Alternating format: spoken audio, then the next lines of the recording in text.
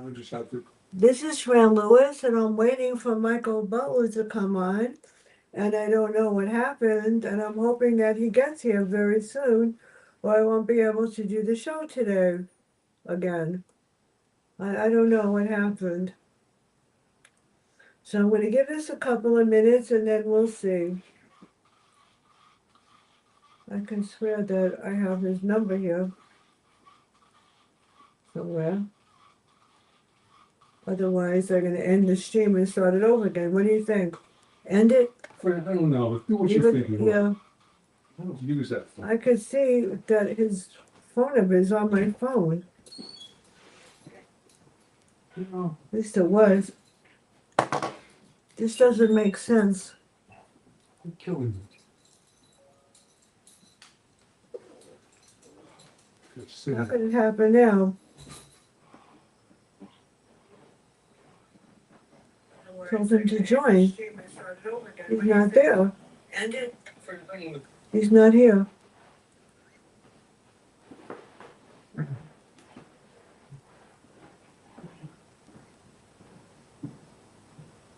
What's his phone number? Well, this can't happen. I can't believe this.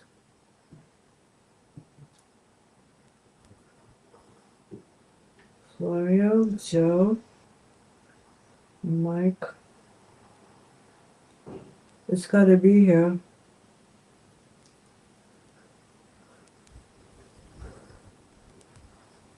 I don't know. I know I've called him before.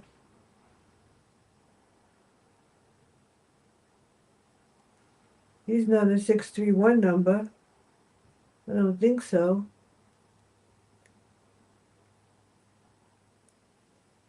I don't know where his number is.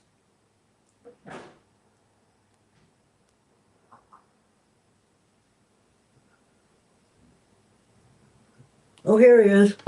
Help me, Jeff. Jeff, he's here.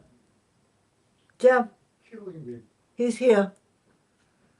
I had news. Let him in. No, not too much. I have no idea. Just let him in.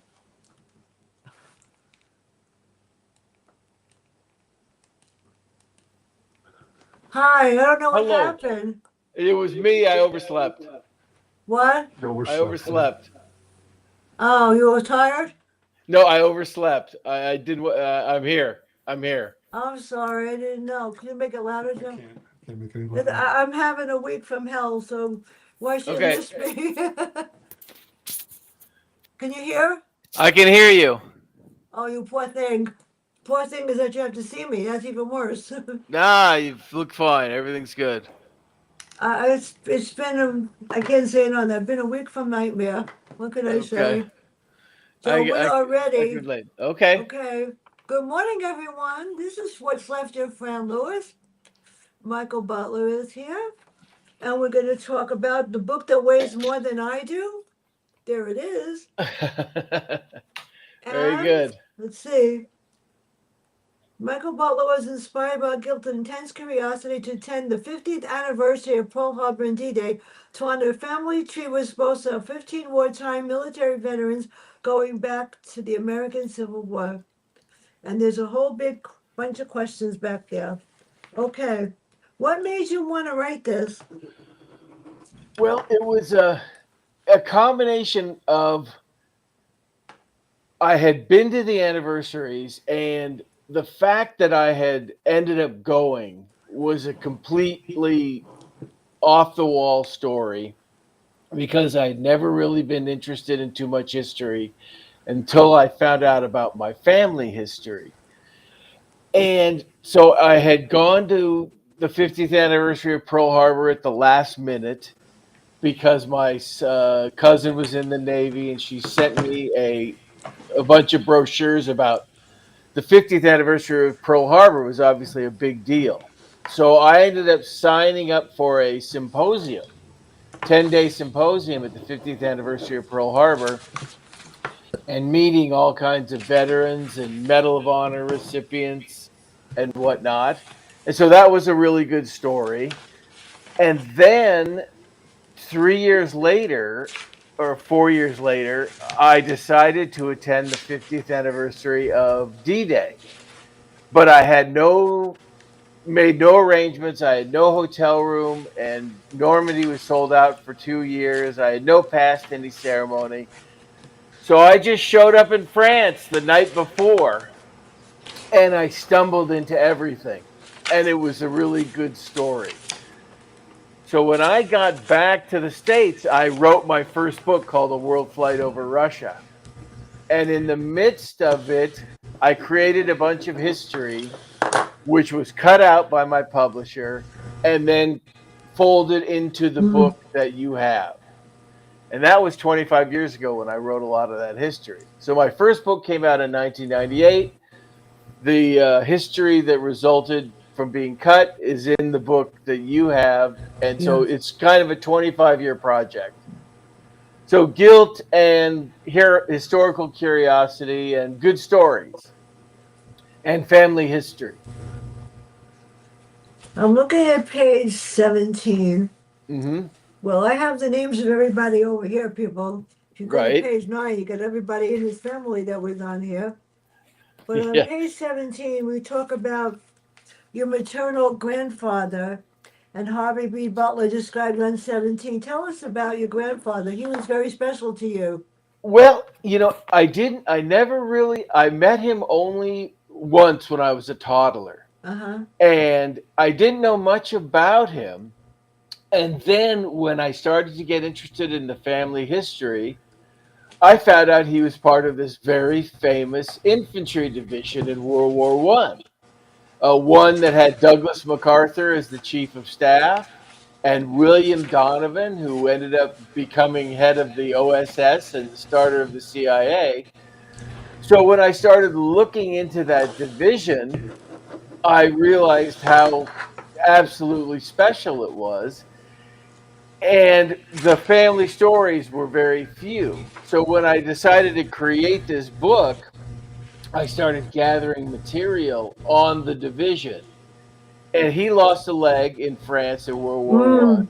And most people whose grandfather served in World War One, their father ended up in World War Two, and they ended up in Vietnam.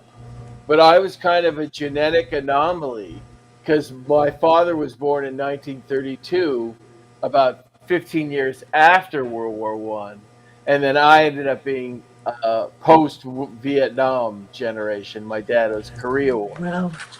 So I wanted to get him in there because that division is very special.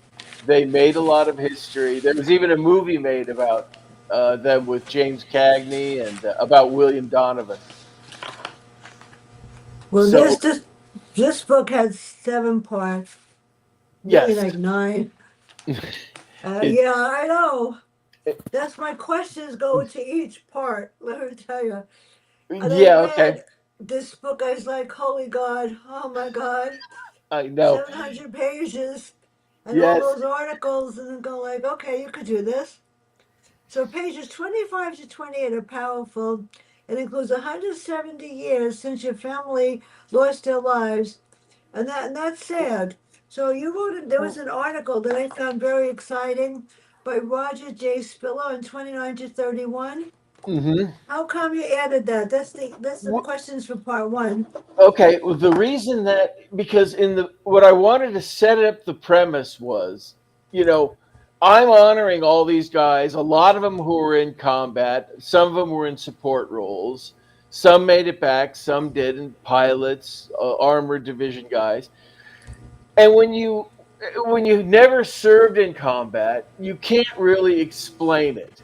So Roger Spiller's article talks about how we really how the infantry guy and the guy in the trenches or in the war is fighting against the war and the enemy as much as he's fighting against the war as much as the enemy, because as far as he's concerned, the people behind him and the people in front of him are all in the same conspiracy to possibly end his life.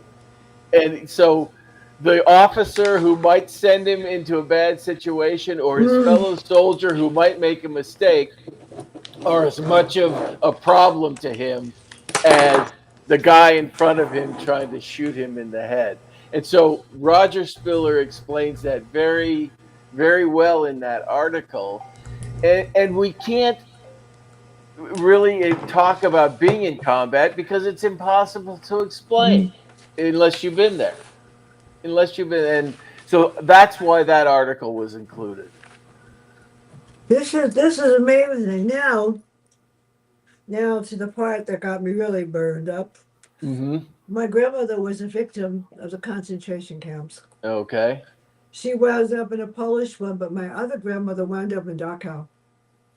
Wow. And yeah, my I didn't know that until one day somebody told me, my family told me. So I did write her story in silent voices, both grandmothers. All I know is that after I listened to my grandmother tell this story, I got more angry. So as Yes. far as Hitler and Mein Kampf and how he rose to power, include the Bullet Diary, the diary of a foreign correspondent, 1934 to 41. If I could slam him right now, I would. He didn't deserve to live. And how these people fell into his trap is scary. So what can you tell him about? Tell us about him. How was he so powerful? This young guy that actually people believed is garbage. Well, there were so many, when you look at the history, there's so many different factors that came into Yeah, play. The German psyche, the depression and how it had crushed Germany, the post World War One treaty that hadn't really completed the deal. So, and he had that charismatic way about him, and yeah. he had a willpower Uh huh. that was his willpower was similar to Lenin. When the Russian Revolution took place, Lenin was the guy with the willpower to make it happen. No one else could. Same with Hitler. He had the willpower and the personal charisma to make his vision come about. And unfortunately, a lot of Yeah, people followed his lead because without people following, there's no Nazi Germany. And yeah, and also the other big part was he brought the German general staff to yeah, heel under his you know whatever his leadership you could call. But he was a scary guy, and he was also full of willpower. there's a whole lot of scary guys now, that's for sure. Yeah, you're right about that. Yeah, I know. It's scary. The scary part is that they can't stop those scary people either, which is even worse. So, It's history rolls on, repeating all these yeah, scenarios again and again. there are people in the world that just want to believe anybody so they could say that they belong to some kind of group, and it's really sad. Now, this is a person that, not bad. Well, tell us about why did you include Napoleon? I Well, love Napoleon.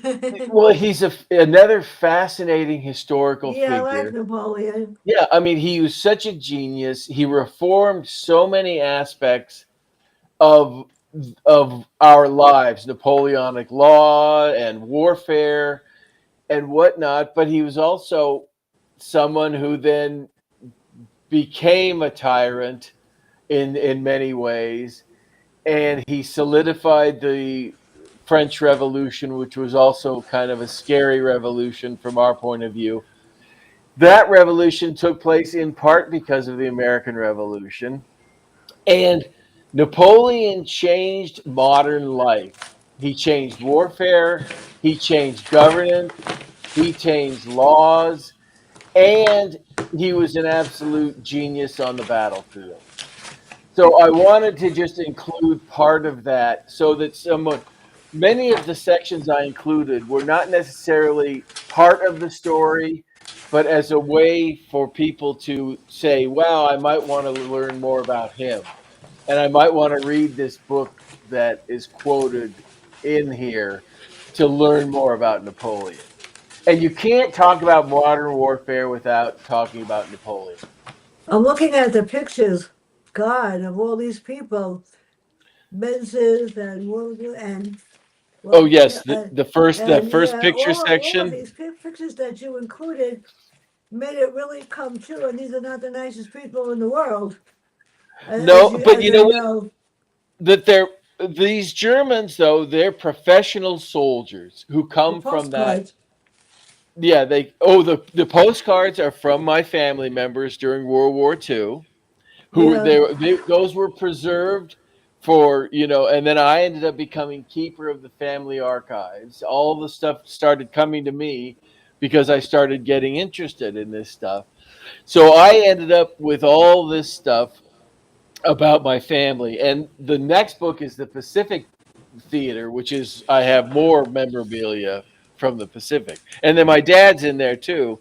He was in the Korean War and he was an officer, but he never saw combat. He never was in the war. now the part Um, of the story that was really small is part four. How come so small? Part four. Let me look here just as a quick check. I Part have it over four. there. I have it on my set of pages here. Oh, yes. Somewhere. Now, part four, Yeah, what I did was when I was doing the family stories, yeah, intermission one and intermission two, I wanted to break it up. And those chapters, while not big, give that crucial middle part of World War II. The when theaters of operation that aren't covered here because it's about D-Day in Western Europe. So you have Russia and the Atlantic. The North Atlantic was a very crucial part of World War II, us getting material over to Britain. And obviously, Russia, 80% of all the Germans killed in World War II were killed in Russia, fighting, the Nazi Soviet war. yeah, I know. So that's a can. I had been to Russia twice.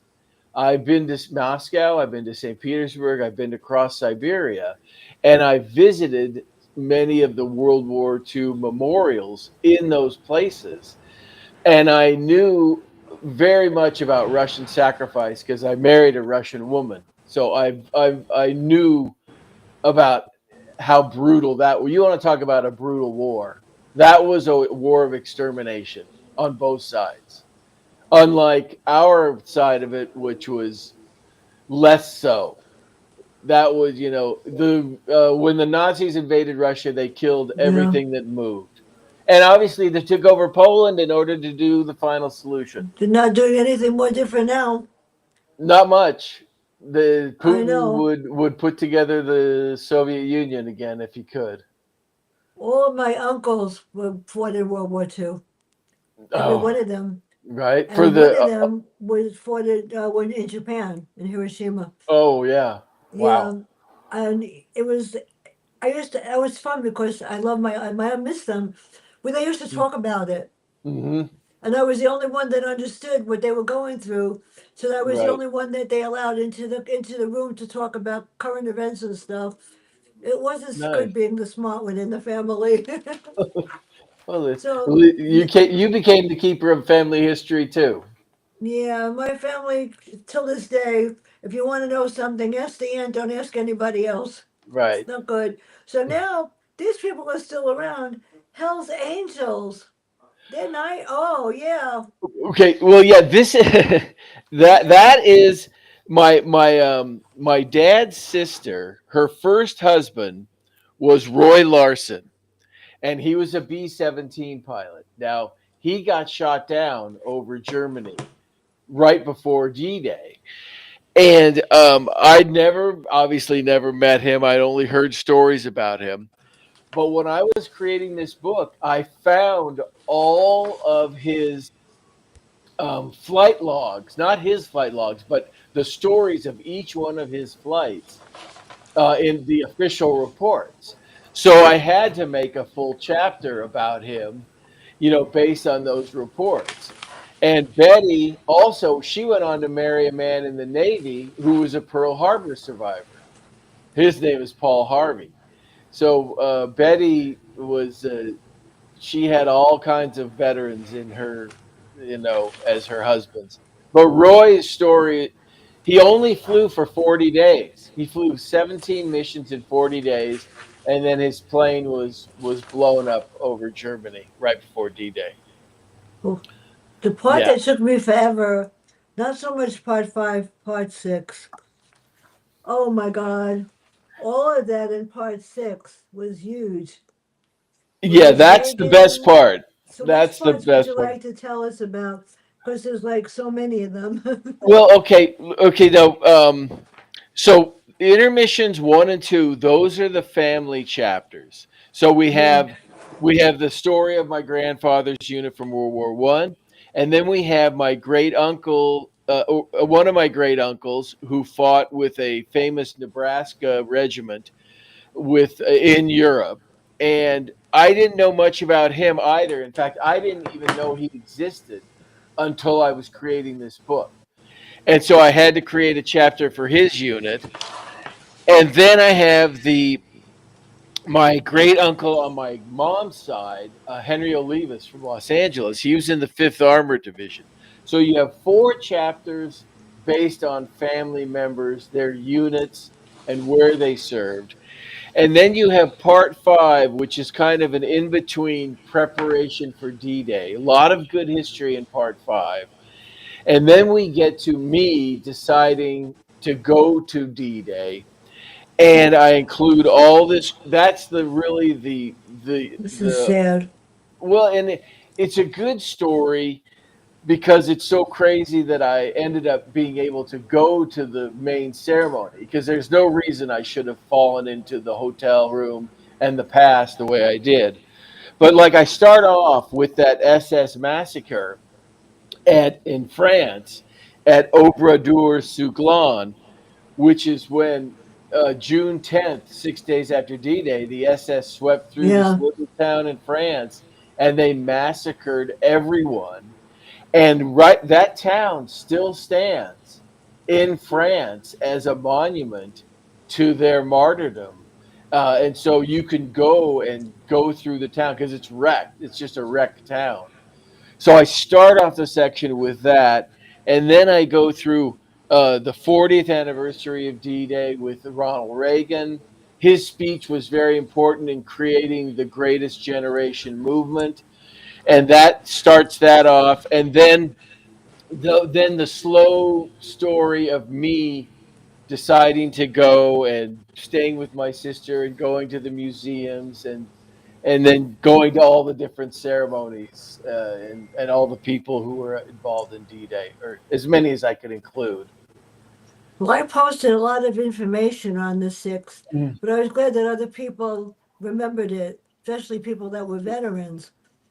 It was Yeah, sad. They did some stuff on the news, but it wasn't the same. It was all no. Well, canned. They don't really understand. So well, now and the hard hmm part, part seven. Why did you okay, include the holistic German staff from 1657, okay, 1947, and I want to okay, smack them? okay, okay. Now, in order, one of the things about the German general staff that a lot of people don't get is it was an ancient organization started with the country of Prussia. And Frederick the Great really created Prussia as a world power when he was emperor.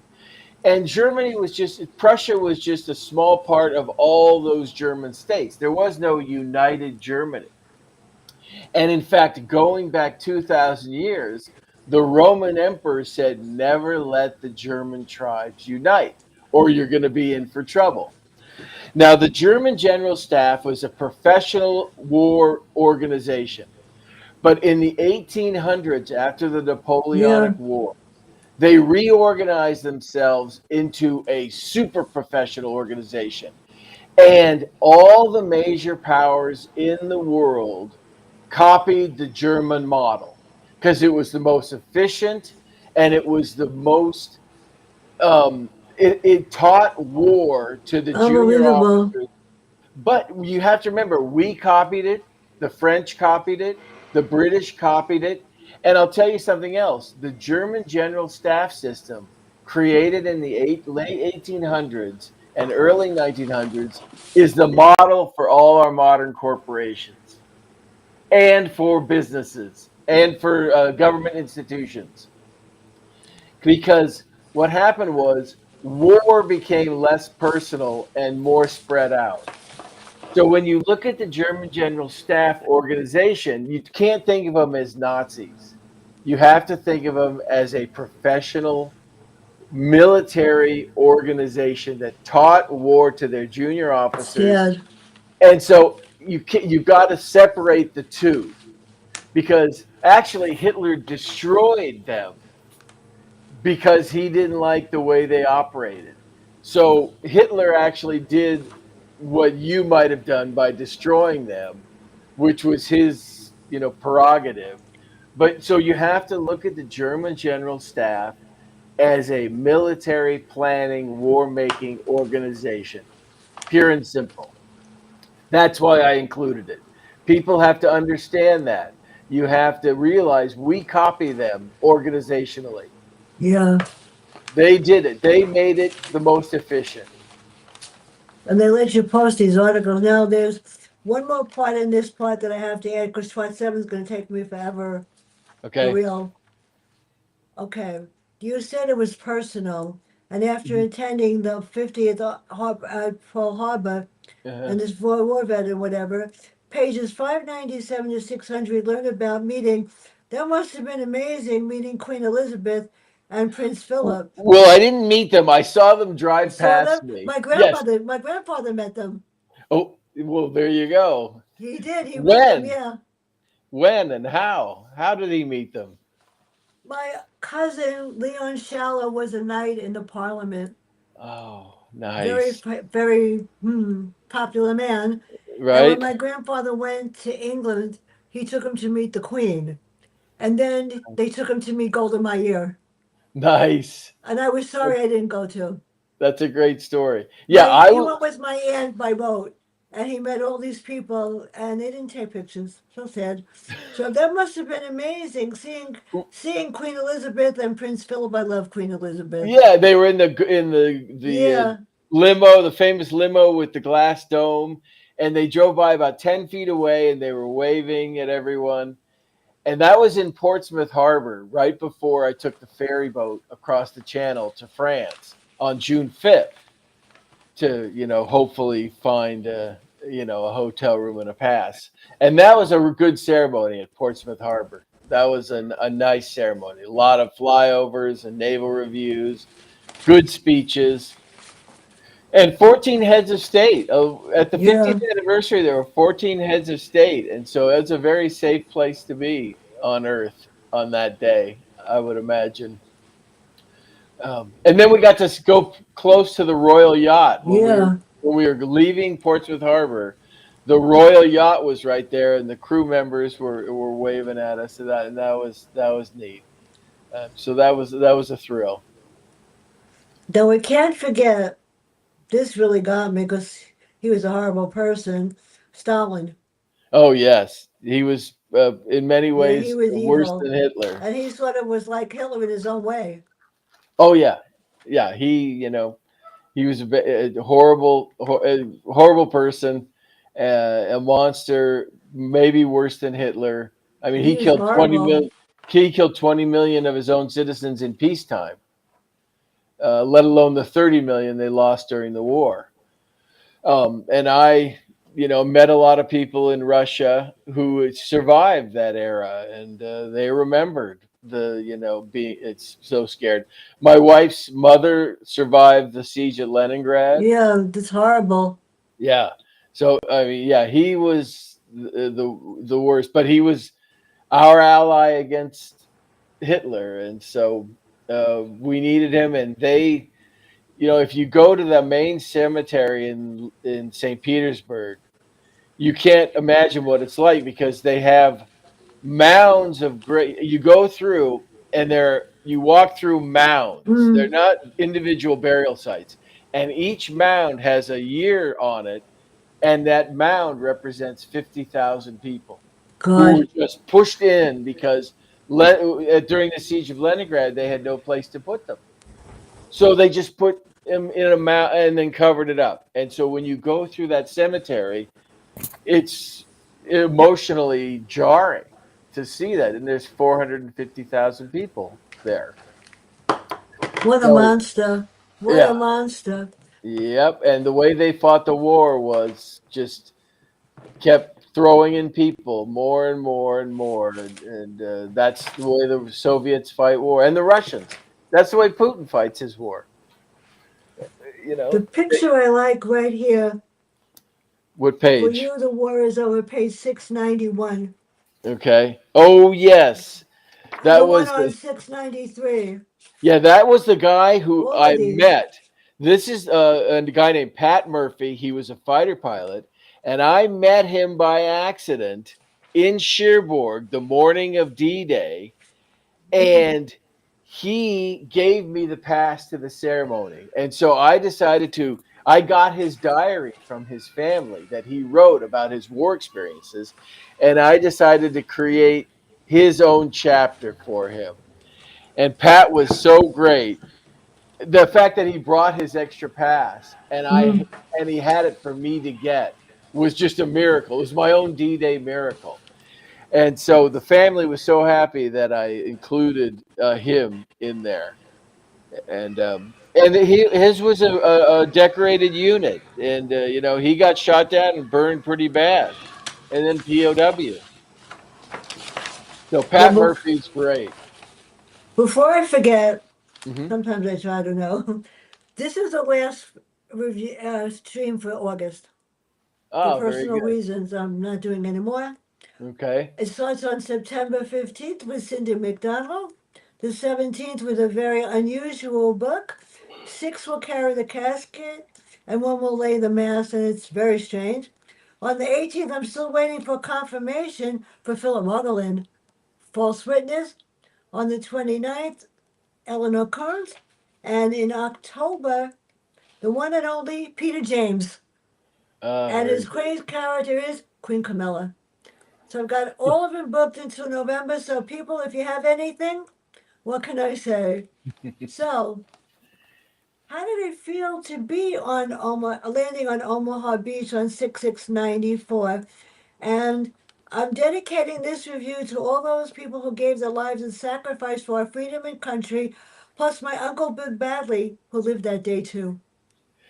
Well, first of all, when you walk into the Normandy Cemetery, you're just struck by how powerful the place is. And then I was there on the 50th anniversary, and the first thing I did when we walked in was I went down to the beach Uh huh. because I wanted to walk to the beach. And when you walk down the path to Mm-hmm. the beach, the cliffs are high, and you're like, "Oh my God, how did they get up the cliffs under enemy fire?" And then you're down there on the beach and you're looking out to sea and trying to imagine all the ships that were there on that day, 6,000 ships out there in the harbor, and trying to imagine all the death and destruction on the beach that day and the confusion. And you can't imagine it. And you're walking there, and I was just so blessed to be there on that Uh day. huh. And I I was amazed that I made it, and so just happy that those people were there to save the world for us. And This it, is so it was a so special day. amazing. And without that story, this book wouldn't exist. That story of me going to Yeah, D-Day is the reason this book exists. Because it was otherwise, I huge. wouldn't have a good story to tell. Well, for those of you that are not afraid to read a 730-page book, why should we never forget D-Day? Because we should never forget it. And what's next for you? Well, I have a new book coming out. In fact, it's Oh, coming out goody. in two Something weeks. to look forward I'm gonna to. show you the cover. Hold on one second. Uh-oh, another huge one? Uh-oh. And how many pages is This this this book? is this is a Oh picture my book. God. It's only 400 pages, but it's a picture book just of the German campaign in It's France. huge. Yeah, it's mainly pictures. It's mainly pictures. It's Oh, nice. it's half pictures and half text. And a lot of the pictures were confiscated by the U.S. government or in public domain. So it's just about the Western campaign in 1940 when Hitler took France. That's its sole purpose. So that's coming out in 2 weeks. Well, when am I getting it? I will send it along to you. And then It I'll have to probably read and it and we'll have to talk about it. Definitely have to talk about it. okay, It's it's I'm a so fun book. tired of murder mysteries and stuff like that. So that Mhm. when I get something interesting, it's great because I just got, and the post office isn't bringing anything. It's so sad. I don't know what's wrong with them. So where can everybody learn about more about you and your books? This has been Well, really enlightening and took my mind off whatever. Well, the fact that you call it interesting is makes me so happy. Thank you very much. Yep. The books are on Amazon and Barnes and Noble. They're available on both, and I have a nice author page on Amazon with four. I've written 4 books that have come out recently. This will be the 4th one, the new one, and I also have a website, 50thdday.com. You can go there. There's material there as well. And the next book also is going to be the Pacific War Oh, version. So nice. that's going to be about the same size as the book you Oh, have, God help but us. but just but just Tell about them the to do Pacific War. large print, please. Pardon? Tell them to do large print. Oh, okay. This print is like, Yeah, I know. I'm so happy that I was able to do this book, and I kind of selfishly created a book that I like. I I don't like blame you. I like large books Oh, with a yeah, lot of yeah. material that I can look all through it and just find interesting stuff no matter where I open to. Those are the kind of books I like. And a lot of people told me you should make it 200 pages or you should make it 350. I said I'm making the book the way I like books. That's what I'm doing. That's what I'm going to create, and that's all there is to it. Well, my last book came out May 13th, and 200 people read it. They liked it. Nobody wrote a review. It's called Inverted Reality, and it's horror. Okay, And you know talk what? about teaching people a I'm lesson. going to buy it and I'm Yeah. going to read Let it. me see what you think. It's Inverted Reality, and what it is 26 stories. Some of them are true, by the way. Okay. People did the wrong thing. And when they did the wrong thing, they have to repent. And if they don't repent, they wind up in a face I won't tell you where. And it's Okay. scary. It scares me when I It's read on it. This, Amazon. yeah. The I'm gonna second buy it and part I'm gonna review is it. 2 stories. And the third part is what happened to me and the reason why I can't feel the left side of my face. Okay. I'm gonna So read it and I'm gonna review it. let me know what you think. Thank Okay. you so much. You just Thank brightened you. my whole day. Everybody.